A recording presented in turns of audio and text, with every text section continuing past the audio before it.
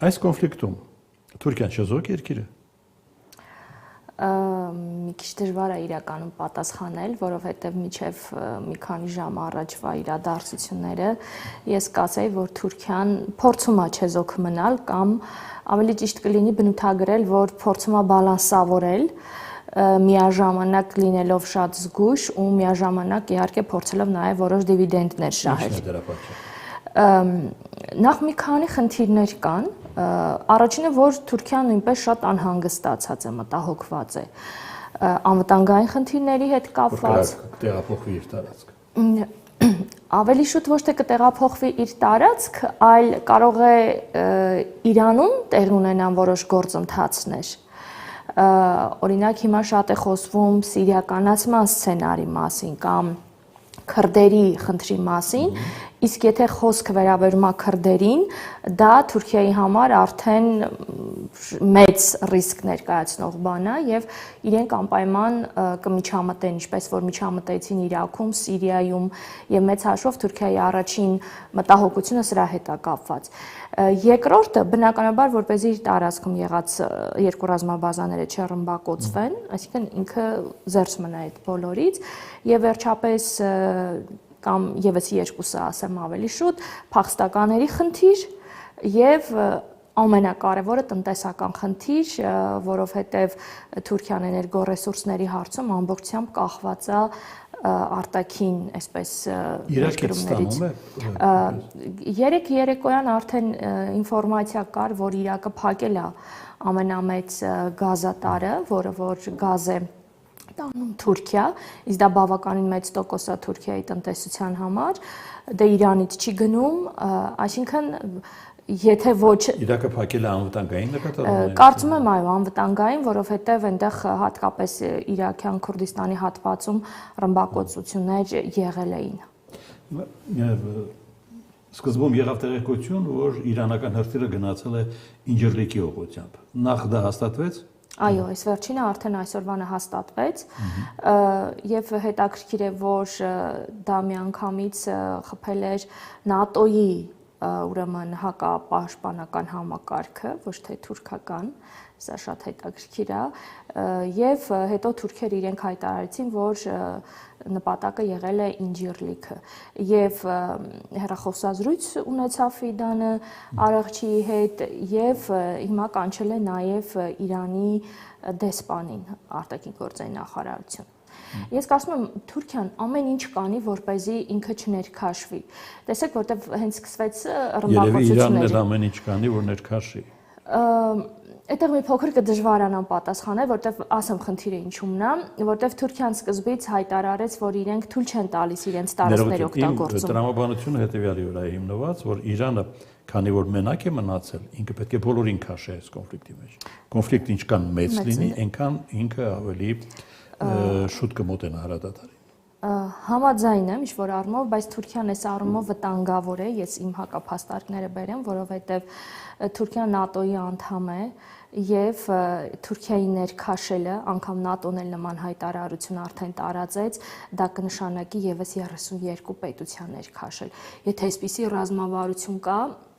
գուցե։ Դե ՆԱՏՕ-ի գլխավոր քարտուղարը ասում է մենք այս կոնֆլիկտի հետ կապ չունենք։ Բայց եթե հարվածում են Թուրքիային,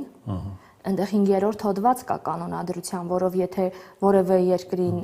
ՆԱՏՕ-ի անդամ հարվածում են, մեխանիկորեն բոլոր երկրները արդեն։ Այդպեսի մի կետ էլ մենք հապկի հետ ունեինք։ Համաձայն եմ իրականում, բայց այստեղ թերևս շատ բան կախված կլինի իհարկե նահանգների հետագա որոշումից, այնպես որ այս պահին երկու առումով էլ կարելի է մտածել, որ երկու սցենարներ կլինեն։ Նեթանյահն ասում է Թուրքիան ավելի վտանգավոր է, քան Իրանը։ Լսել եք այս։ Իհարկե։ Եվ ոչ միայն Նեթանյահուն է ասում, վերջին շրջանում իսրայելական շատ եւ գործող եւ արդեն թոշակի անցած դիվանագետներ անգամ նախկին նախագահը նման մտքեր արտահայտեց։ Տեսեք ինչա կատարվում։ Իրանը եթե դուրս է գալիս, ձևավորվում է վակուում ուժային, բնականաբար այդ վակումը փորձելու է որևէ պետություն լցնել։ Առայժմ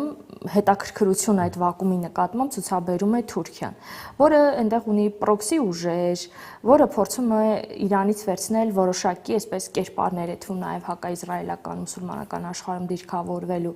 բայց իմ կարծիքով Թուրքիան այդ ռեսուրսները միևնույն է չունի, ինչը որ ուներ Իրանը բոլոր առումներով, սկսած գաղափարախոսությունից վերջացրած ֆիզիկական ռեսուրսների առկայությունը։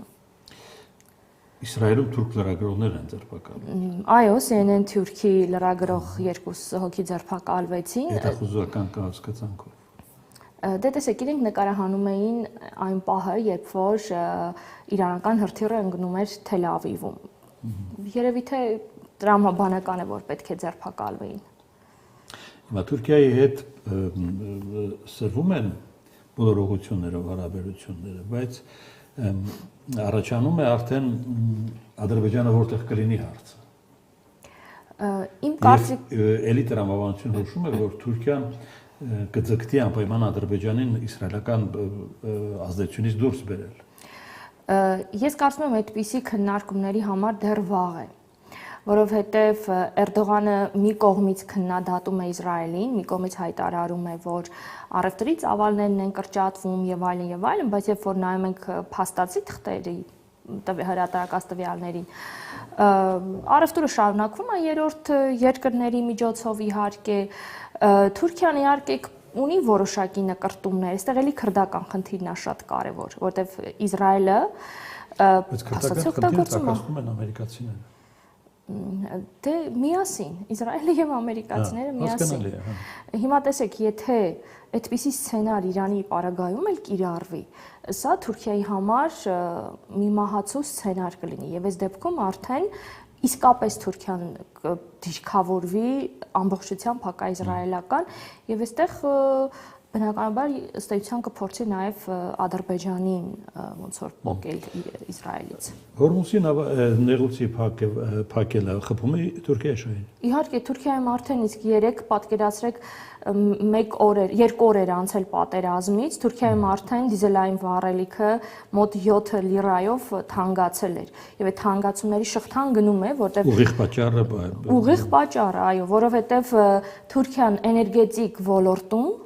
ամբողջությամբ կախված է դրսից, ամբողջությամբ։ Ռուսաստան գազի ոլորտում 3 խոշոր գազամատակարար կա՝ Ռուսաստան, Իրան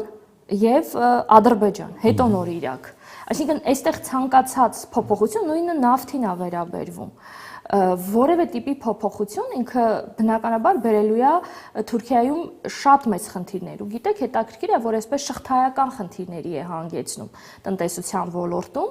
որովհետև այնտեղ արտադրություն, անգամ էլեկտրաէներգիայի արտադրություն, այսինքն այդ ամեն ինչը աշխատում է գազով եւ դա մեխանիկորեն բերելու է նաեւ կոմունալ,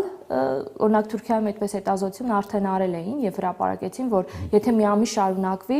20-ից 40% միայն կոմունալ ծախսերը կթանկանան։ Այսինքն սա ուղիղ տնտեսական առումով առանց այն էլ Թուրքիայի տնտեսությունը, որ գնաճի ձեռքից չի կարողանում փոխվել,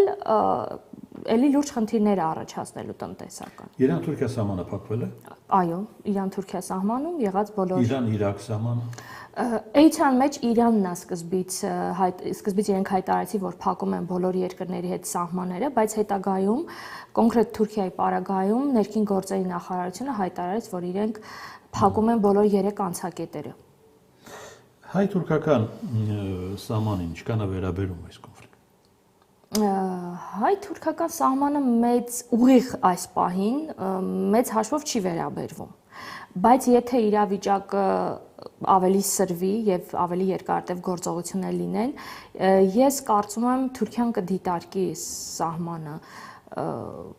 սահմանի հետ կապված որոշակի բաներ։ Եվ գուցե հնարավոր լինի, որ միանգամից սահմանը բացի, որտեվ ելք չունի էլ փաստացի։ Մենք ամեն օր լսում ենք նավթավերամշակման, գազի մեծ արտադրական կենտրոնների ռմբահարություններ։ Իսկ նավթատարների, գազատարների նկատմամբ, եթե հրթիռային այդպիսի լայնածավալ հարձակումներ սկսվի, օրինակ իմ աչքի առաջ գալիս է Բաքու-Ջեյանը, ինչ կարող է լինել։ Այն, որ Իրանը այսպիսի քաղաքականություն է որդեգրել, ես այս քաղաքականության շրջանակներում հնարավոր եմ համարում, որ նաև հարվածներ լինեն նման ենթակառուցվածքներին, բայց ձեր ասացի դեպքում ուրեմն պետք է ուզենա Իրանը հարվածել Ադրբեջանին, որը կարծեք թե մինչև այս պահը դեռ չի երևում։ Ճիշտ է, այսօր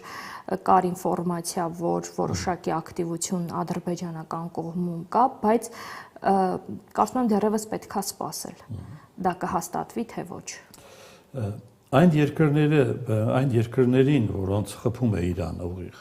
Կաթար, Քուվեյթ, Սաուդյան Արաբիա, Թուրքիան բացահայտ պաշտպանում է։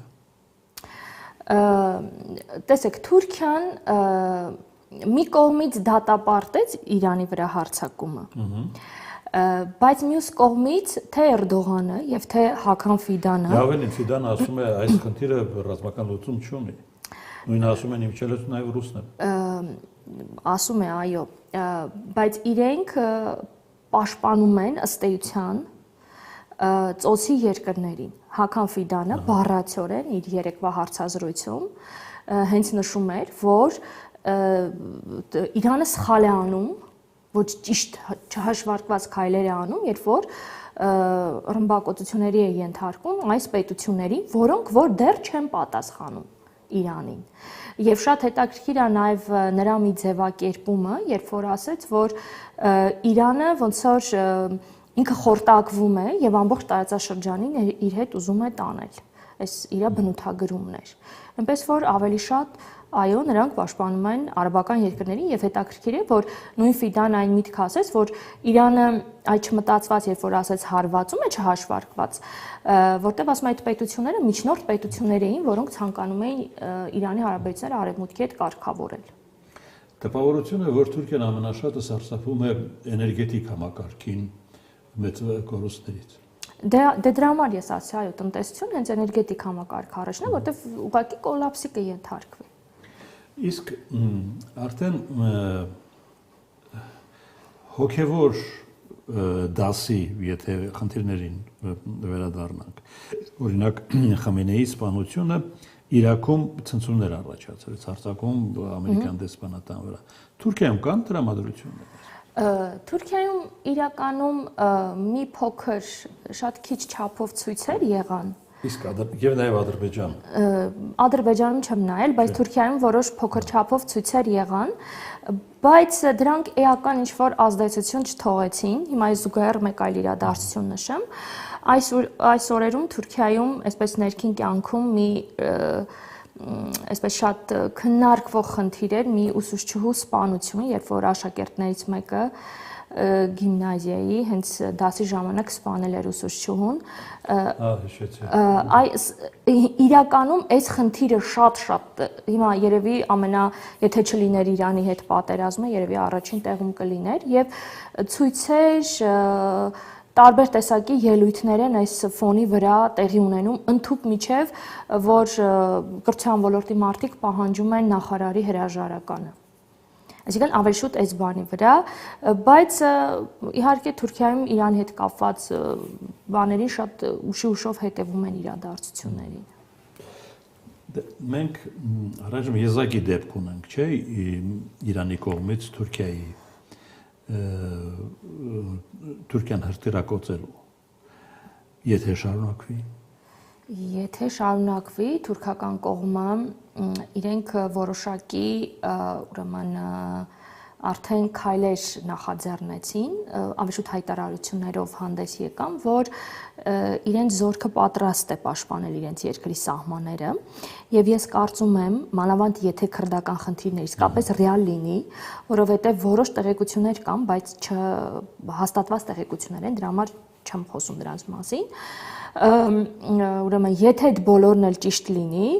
Թուրքիան ընդհուպ միջև կգնա բուֆերային գոտու ստեղծման, ինչպես որ արել է Իրաքի ու Սիրիայի պարագայում։ Իրանի հետ սահմանում, այո, այսինքն սա վատագույն սցենարների մեջ կարելի է տեսնել։ Իմ ձեռքի տակ CNN-ի տեղեկությունն է, որ քրդերը Իրանում պատրաստում են ցամաքային գործողություն։ Դե հենց դրա մասին է խոսքը, էլի, բայց լինում է, որ այդ խոշոր լրատվամիջոցներն էլ որոշ բաներ ասում են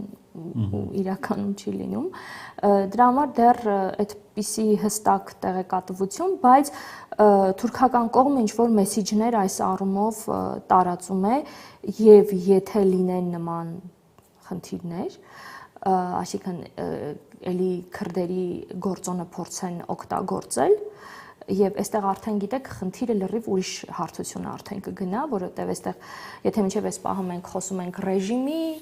Իրանի ռեժիմի փոփոխության, այսինքն այս խնդիրների մասը այստեղ արդեն կգնա էթնիկ դաշտ եւ կգնա Իրանի արդեն ոչ թե ռեժիմի փոփոխության, այլ մասնատման խնդիրները։ Եվ այստեղ Թուրքիան ես կարծում եմ ձեռքերը ծալած չի նստի։ Այսինքն սցենարը, որը Թուրքիան նման պարագաներում արդեն կիրառել է երկու անգամ, դա բուֆերային գոտու ստեղծումն է։ Ռեժիմի փոփոխություն շատ էքսպերտներ բացառում։ Հետաքրքիր է ինչու։ Օրինակ Խամենեին փոխարինեց որդին։ Զոհվածներին արագ գտան։ Հա, բայց ինչքան։ Ասում են ինչքան պետք է։ Դա հենց վկայում է Իրանի դիմադրողականության մասին։ Շատ լավ։ Տեսեք, իրականում այստեղ կարծում եմ դա հարցերից մեկն է, մյուս կարևոր խնդիրը, եթե չի փոփոխվում ռեժիմը, այդպես մնում է, ապա հակառակորդ կողմը գնում է ամբողջ ռազմական պոտենցիալի ոչնչացմանը եւ այստեղ արդեն լրիվ ուրիշ խնդիրներ են սկսվելու։ Եվ ելի ռեժիմը ստիպված կլինի գնա որոշակի քայլերի։ Որտեվ տնտեսական վիճակն է, սոցիալ-տնտեսական առանցային էլ շատ վատ վիճակում էր գտնվում, էլի վատ վիճակ է, դե պատկերացեք մի հատ էլ առանց ռազմական պոտենցիալի, առանց հնարավորությունների, այն սահմանափակ հնարավորությունների։ Ների, տեսեք, ասում եք ռազմական պոտենցիալ, առաջին 12 օրյա պատերազմի ժամանակ, որի ավարտին Թրամփը հայտարարեց, որ մենք եղած-չեղածը վերացրել ենք Իրանին, Իրանը չգիտեմ քանի տարի այլևս ուշքի չի գա, բայց ամիսներ անց ավելի հուժկով պատերազմ։ Իրականում, այո, Թրամփի կողմից նման հայտարարություններ եղավ, բայց